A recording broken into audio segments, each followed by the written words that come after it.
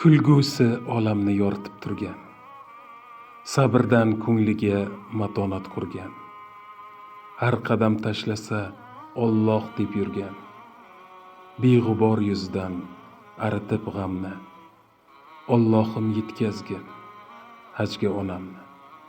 Omadli insonlar kabi saylanib, oq libos kiysinlar yo'lga shaylanib, Tavobla Makkani 3 bor aylanib, ichsinlar bir bora shirin zamzamni, Allohim yetkazgin hajga onamni.